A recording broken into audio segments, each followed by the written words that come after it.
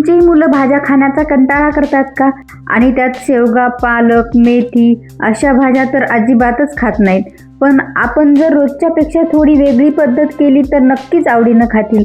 म्हणून आज आपण वेगळ्या पद्धतीची शेवगा भाजी करणार आहोत. शेवगा म्हटलं की सर्वप्रथम आपण मसाल्याचा डब्बा शोधत बसतो आणि मसाल्याची शेवग्याची भाजी करतो. पण तसं न करता आज आपण अशी भाजी करूया. नमस्कार मंडळी, मी अलका स्वागत करते तुमचं माझ्या यूट्यूब चॅनलवर, ज्याचं नाव आहे अलका घोडकेच किचन.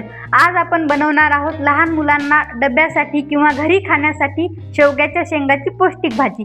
ही भाजी करायला तर इतकी सोपी आहे आणि मुलं सुद्धा खूप आवडीनं खातात. जर तुम्ही अशा प्रकारे केली तर बघा, तुम्ही पण आवडीनं खातालच, पण तुमचे मुलं सुद्धा आवडीनं खातील. चला रेसिपीला सुरुवात करूया.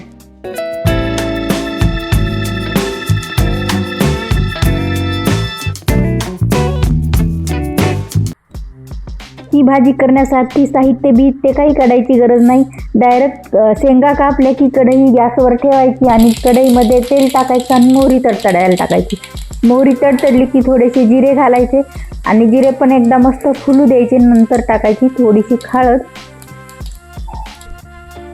आणि बारीक ठेचलेला लसूण. बस एवढंच. याला लालसर होईपर्यंत तळून घ्यायचं थोडंसं. जर तुम्हाला थोडा कढीपत्ता टाकायचा असेल तर तुम्ही आता टाकू शकता. आता लसूण तळला की आपण यामध्ये टाकणार आहोत कापलेल्या शेंगा आणि शेंगासोबतच टाकणार आहोत शेंगदाण्याचा कुट्टा. तुम्हाला जशी घट्ट पातळ करायची आहे त्याप्रमाणे तुम्ही कुट्टा टाकू शकता आणि थोडीशी बारीक चिरलेली कोथिंबीर. याला परतून घेऊ आणि यामध्येच आता आपल्याला चवीनुसार मीठ घालून घ्यायचे. सर्व आपल्याला एकदाच टाकून घ्यायचे आणि भाजी आरामशीर शिजवत टाकायची. शेंगा आधी शिजलेले नसल्यामुळे आता त्याला शिजवायला थोडं पाणी लागते जास्त, म्हणून पाणी टाकून घ्यायचं.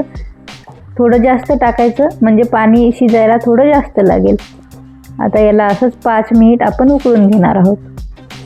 शेंगा शिजायला घातल्यानंतर गॅस मीडियम करायचा आणि शेंगा शिजेपर्यंत आपले राहिलेली कामे करून घ्यायची. शेंगा कापताना जर तिचं वरचं थोडं साल काढलं ना तर त्याला शिजायला काहीच वेळ लागत नाही. 5 मिनिटात शेंगा शिजून होतात. आणि हे बघा, 5 मिनिटानंतर मस्त शेंगा शिजलेल्या आहेत आणि भाजी पण मस्त आळून आलेली आहे. तुम्हाला जर यामध्ये शेंगदाण्याचा कुट्टा नसेल घालायचा तर तुम्ही तिळाचा कुट्टा घालू शकता किंवा मग थोडं खोबरं भाजून तेही मिक्सरला फिरवून यामध्ये टाकू शकता. त्याची पण छान चव येते. आणि हे बघा, झटपट शेवग्याच्या शेंगाची भाजी तयार आहे. चला मग, तुमच्याही फ्रीजमध्ये शेवगा असेल तर पटकन काढा आणि अशी भाजी करा.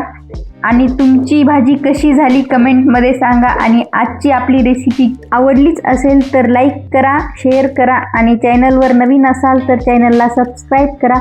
आणि हो, बेल आयकॉनवरती क्लिक पण करा, म्हणजे अशा सोप्या आणि झटपट रेसिपी तुम्हाला पाहायला मिळतील. भेटूया आपण अशाच पुढच्या नवीन रेसिपीसोबत. तोपर्यंत बाय बाय.